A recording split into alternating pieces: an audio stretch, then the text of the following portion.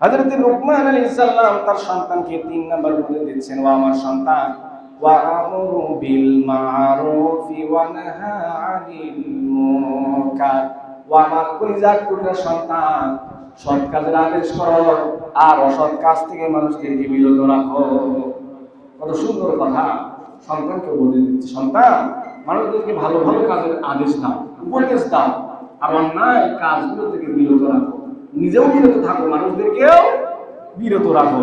সম্মানিত উপস্থিতি, আজকের সমাজে ভালো কাজের কথা বললে কেউ মন খারাপ করে না, কিন্তু খারাপ কাজ থেকে বিরত রাখতে গেলে খবর আছে। ঠিক কিনা বলেন?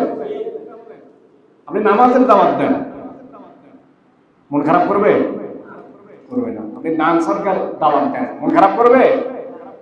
ইকামতের দিনের দাওয়াত দিলেও সেটাও শুনবে, গ্রহণ নাও করতে পারে, কিন্তু অন্যায় থেকে যখন আপনি বাধা দিতে যাবেন, এই গ্রামে যদি কেউ মদ পান করে, গাঁজা খায়, গাঁজার আসর বসায়, এখানে যদি আপনি বাধা দেন, তাহলে আপনার উপরে উল্টে অ্যাটাক আছে না নাই?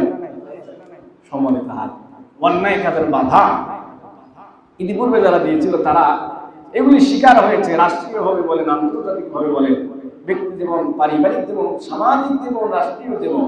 আপনি অন্যায় কাজে বাধা দিলেই আপনার উপরে হামলা আসবে, জেল জুলুম, ফাঁসি আছে না নাই?